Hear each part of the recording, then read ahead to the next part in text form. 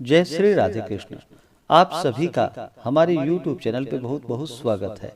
आइए सुनते हैं कामदा एकादशी द्वादशी पारण के दिन तुलसी माता की कथा। जो भी भक्त सच्ची श्रद्धा के साथ भगवान विष्णु का पूजन करते हैं, भगवान शालिग्राम का पूजन करते हैं, माता तुलसी का पूजन करते हैं, एकादशी का व्रत करते हैं, इससे भगवान श्री हरि विष्णु अति प्रसन्न होते हैं और अपना कृपा प्रदान करते हैं। एकादशी का व्रत जो कि सभी प्रकार के पापों को नष्ट करने वाली है, और व्यक्ति के जब पाप और ताप नष्ट होते हैं तो उनके पुण्यों का उदय हो पाता है और सभी प्रकार के फिर सांसारिक सुखों की प्राप्ति होती है। हिंदू धर्म में तुलसी का बड़ा ही विशेष महत्व माना गया है। माता तुलसी जो कि अपने भक्तों के सभी प्रकार के पापों को नष्ट करने वाली है, और भगवान विष्णु को जो कि तुलसी दल अति प्रिय होता है। बिना तुलसी दल के भगवान विष्णु उस पूजन को स्वीकार नहीं करते हैं, और जहाँ पर भी तुलसी का वृक्ष होता है वहाँ पर यम के दूत भी असमय नहीं आते जाते। इसलिए चाहिए कि माता तुलसी का पूजन करे और तुलसी वृक्ष के नीचे जो कि दीपक जलाने चाहिए। इससे माता तुलसी अपना कृपा प्रदान करती है। माता तुलसी का विवाह जो कि भगवान शालिग्राम के साथ विधि विधान के साथ कार्तिक के महीने में किया जाता है, और प्रत्येक दिन भगवान विष्णु का पूजन करना चाहिए। भगवान विष्णु के पूजन के साथ साथ माता तुलसी का पूजन करते हुए कथा भी श्रवण करना चाहिए। इससे भगवान विष्णु और माता तुलसी का कृपा प्राप्त होता है। तो आइए सुनते हैं कामदा एकादशी द्वादशी पारण में तुलसी माता की कथा। अगर आप एकादशी व्रत द्वादशी पारणा तिथि के दिन ब्राह्मण दक्षिणा, अन्नदान, वस्त्रदान, गौदान आदि के लिए देना चाहते हो तो आप अपनी श्रद्धा और सामर्थ्य के अनुसार हमें डिस्क्रिप्शन में जाकर के वहां से गूगल पे, फोन पे या अकाउंट नंबर के माध्यम से आप अपने श्रद्धा और सामर्थ्य के अनुसार हमें ब्राह्मण दक्षिणा प्रदान कर सकते हैं। तो आइए सुनते हैं कामदा एकादशी द्वादशी पारणा के दिन तुलसी माता की कथा।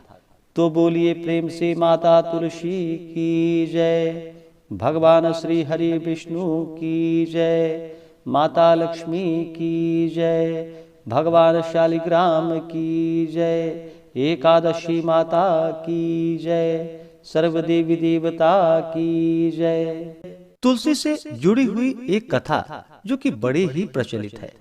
श्रीमद् देवी भागवत पुराण में इनके दिव्य अवतरण की दिव्य लीला कथा भी बताई गई है।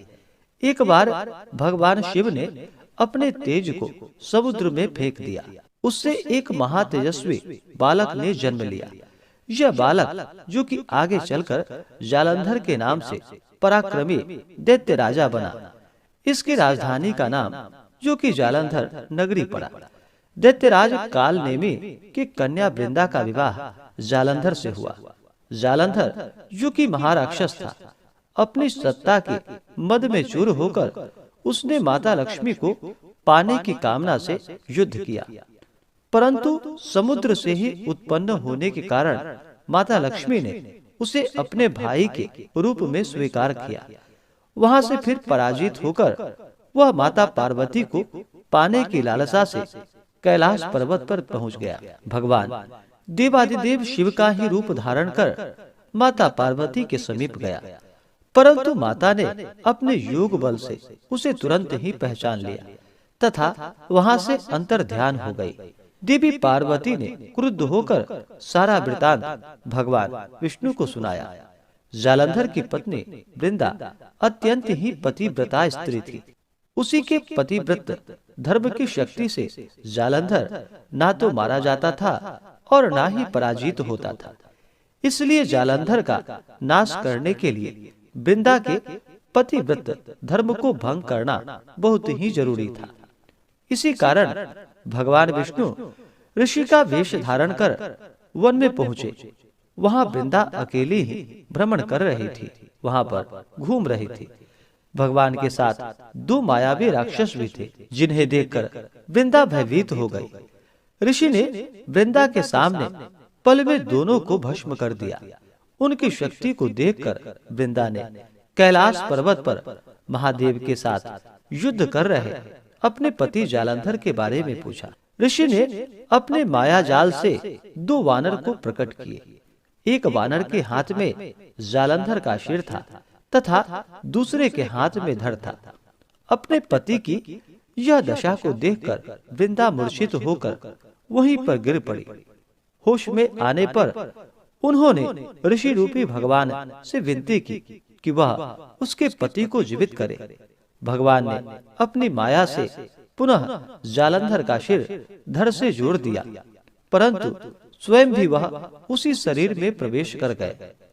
वृंदा को इस छल का जरा भी पता न चल पाया। जालंधर बने भगवान के साथ वृंदा पतिव्रता सा व्यवहार करने लगी, जिससे उसका सतीत्व भंग हो गया।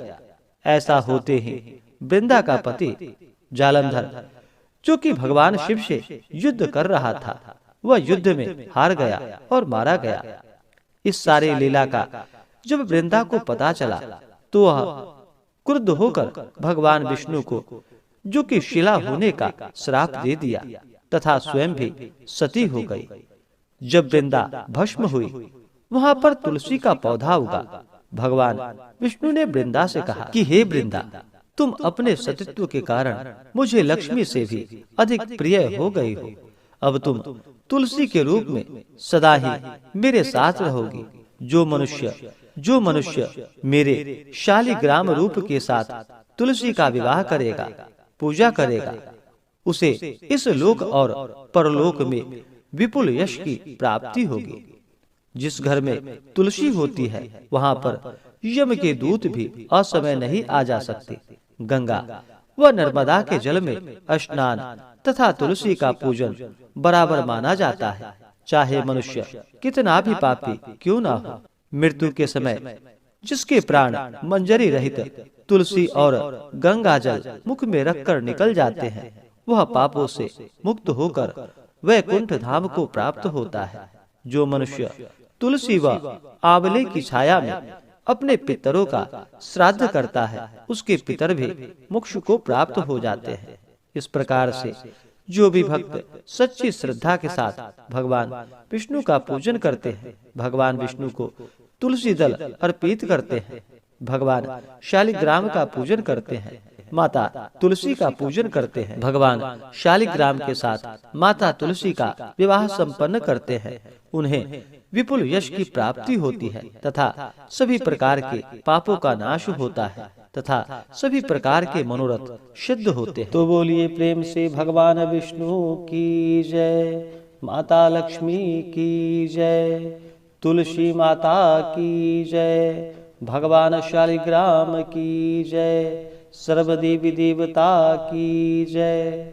इसी प्रकार से जो भी भक्त सच्ची श्रद्धा के साथ नियम और निष्ठा के साथ भगवान विष्णु का पूजन करते हैं, भगवान शालिग्राम का पूजन करते हैं, तुलसी माता का पूजन करते हैं, उनके सभी प्रकार के दुख और कष्ट दूर हो जाते हैं तथा भगवान विष्णु की कृपा से, माता तुलसी माता लक्ष्मी की कृपा से व्यक्ति के सभी प्रकार के पाप और ताप नष्ट हो जाते हैं तथा सुख और समृद्धि की प्राप्ति होती है। तो आशा करता हूँ कि यह जानकारी आपको अच्छा लगा हो। ऐसे ही ज्ञानवर्धक जानकारियाँ प्राप्त करने के लिए हमारे इस चैनल पे अगर आप नए हैं तो चैनल को लाल बटन दबा करके सब्सक्राइब करें, साथ में बेल आइकन घंटी को दबाएं ताकि मेरे वीडियो का नोटिफिकेशन आपको समय से मिलता रहे। वीडियो को लाइक करें, शेयर करें, सुखी रहें और स्वस्थ रहें। जय श्री राधे कृष्ण। धन्यवाद।